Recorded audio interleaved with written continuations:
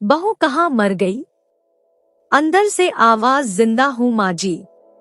तो फिर मेरी चाय क्यों अभी तक नहीं आई? कब से पूजा करके बैठी हूँ, ला रही हूँ माँ जी।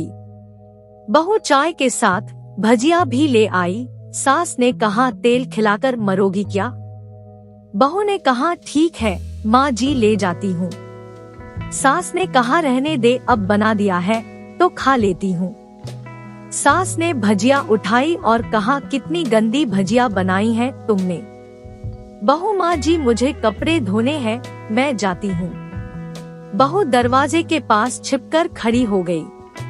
सास भजिया पर टूट पड़ी और पूरी भजिया खत्म कर दी। बहू मुस्कुराई और काम पर लग गई। दोपहर के खाने का वक्त हुआ। सास ने फिर आवाज लगाई, कुछ खाने को मिलेगा? बहू ने आवाज नहीं दी। सास फिर चिल्लाई, भूखे मारोगी क्या? बहू आई सामने, खिचड़ी रख दी। सास गुस्से से, ये क्या है, मुझे नहीं खाना इसे, ले जाओ। बहू ने कहा, आपको डॉक्टर ने दिन में खिचड़ी खाने को कहा है, खाना तो पड़ेगा ही। सास मुंह बनाते हुए, हाँ तू मेरी माँ बन जा। बहू फिर मुस्कुराई और चली गई। आज इनके घर पूजा थी। बहू सुबह 4 बजे से उठ गई। पहले स्नान किया, फिर फूल लाई, माला बनाई, रसोई साफ की, पकवान और भोज बनाया। सुबह के 10 बज गए। अब सास भी उठ चुकी थी। बहू अब पंडित जी के साथ भगवान के वस्त्र तैयार कर रही थी।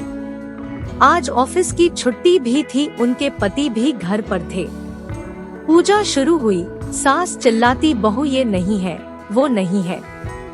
बहू दौड़ी दौड़ी आती और सब करती। अब दोपहर के 3 बज गए थे। आरती की तैयारी चल रही थी। पंडित जी ने सबको आरती के लिए बुलाया और सबके हाथों में थाली दी। जैसे ही बहू ने थाली पकड़ी, थाली हाथों से गिर पड़ी। शायद भोज बनाते हुए बहू के हाथों में तेल लगा था, जिसे वो पोंछना भूल गई थी। सारे लोग तरह तरह की बातें करने लगे। कैसी बहू है, कुछ नहीं आता, एक काम भी ठीक से नहीं कर सकती, ना जाने कैसी बहू उठा लाए। एक आरती की थाली भी संभाल नहीं सकी। उसके पति भी गुस्सा हो गए, पर सास चुप रही, कुछ नहीं कहा, बस यही बोल के छोड़ दिया, सीख रही है, सब सीख जाएगी धीरे धीरे।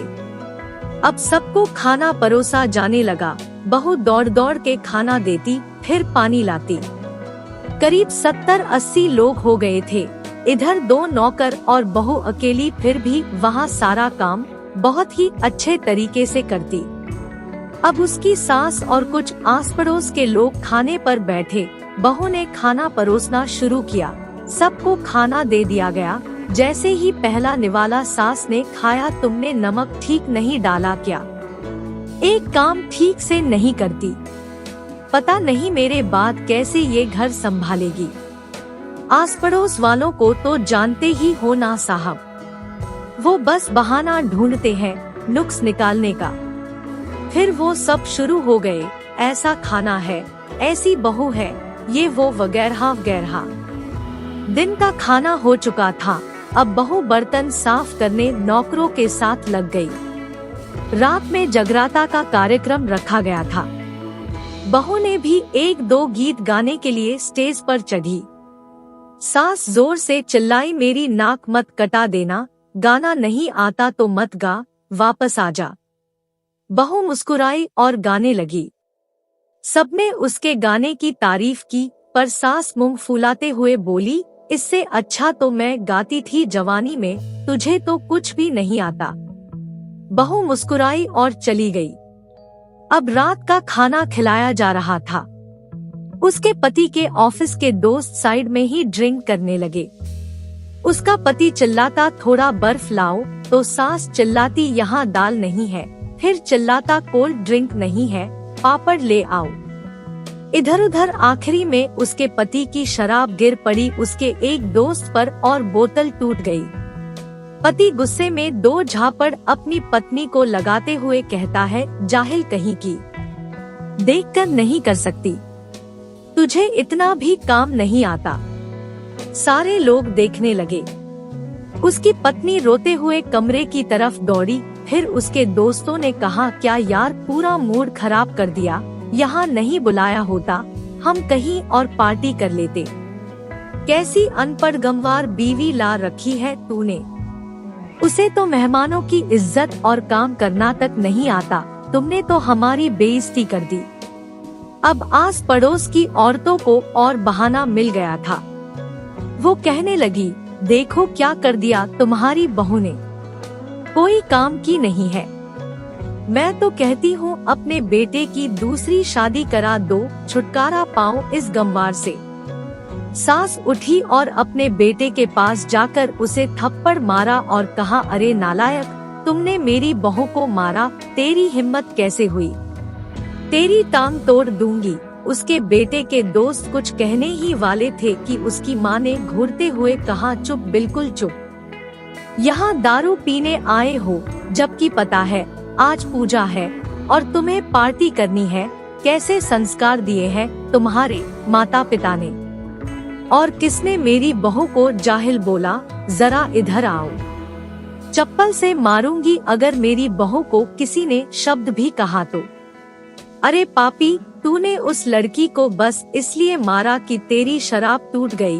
पापी, वो बच्ची सुबह 4 बजे से उठी है, घर का सारा काम कर रही है, ना सुबह से नाश्ता किया ना दिन का खाना खाया, फिर भी हंसते हुए सबकी बातें सुनते हुए, ताने सुनते हुए घर के काम में लगी रही। तेरे यार दोस्तों को वो अच्छी नहीं लगी, जूते से मारूंगी तेरे दोस्तों को जो कभी उन्होंने ऐसा कहा।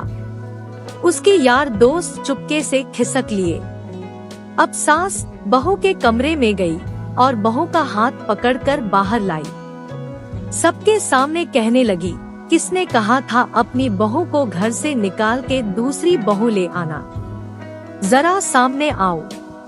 कोई सामने नहीं आया।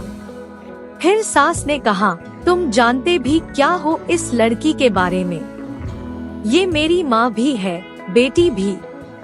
माँ इसलिए मुझे गलत काम करने पर डांटती है और बेटी इसलिए कभी कभी मेरी दिल की भावनाएं समझ जाती है, मेरी दिन रात सेवा करती है, मेरे 1000 ताने सुनती है पर एक शब्द भी गलत नहीं कहती, ना सामने ना पीठ पीछे। और तुम कहते हो दूसरी बहू ले आऊं। याद है ना छुटकी की दादी, अपनी बहू की करतूत। सास ने गुस्से से पड़ोस की महिला को कहा, अभी पिछले हफ्ते ही तुम्हें मियां बीवी भूखे छोड़ घूमने चले गए थे। मेरी इसी बहू ने 7 दिनों तक तुम्हारे घर पर खाना पानी, यहाँ तक कि तुम्हारे पैर दबाने जाती थी और तुम इसे जाहिल बोलती हो। जाहिल तो तुम सब हो जो कोयले और हीरे में फर्क नहीं जानते। अगर आइंदा मेरी बहू के बारे में किसी ने एक लफ्ज भी बोला तो मुझसे बुरा कोई नहीं होगा, क्योंकि ये मेरी बहू नहीं, मेरी बेटी है। बहू सिसकियां लेते हुए फिर कमरे में चली गई। सास ने एक प्लेट उठाई और भोजन परोसा। बहू के कमरे में खुद ले गई। सास को भोजन लाते देखा तो बहू ने कहा, अरे माँ जी, आप क्या कर रही हो, मैं खुद ले लेती। सास ने प्यार से ताना मारते हुए कहा, डर मत, इसमें जहर नहीं है, मार नहीं डालूंगी तुझे। तुझे नई सास चाहिए होगी, पर मुझे अभी भी तू ही मेरे घर की बहू चाहिए। बहू ने अपनी सास को रोते हुए गले से लगा लिया। सास भी रो दी पहली बार और कहा, चल खाना खा ले। फिर मजाक करते हुए कहा, फिर मेरे पैर दबाने चले आना, और ये ख्याल मन में मत लाना कि सास पैर बोलती है, किसी दिन मैं इसका गला दबा दूंगी, क्योंकि कभी मैं भी यही सोचती थी। दोनों खूब हंसने लगती हैं। कुछ रिश्ते बहुत मीठे होते हैं, बस बातें कड़वी होती है। दोस्तों, आपको यह कहानी कैसी लगी कमेंट करके जरूर बताएं। हमें आपके जवाब का इंतजार रहेगा। अगर कहानी पसंद आए तो लाइक जरूर करें और ऐसी ही और कहानियाँ सुनने के लिए चैनल को सब्सक्राइब जरूर करें। आपका बहुत बहुत धन्यवाद।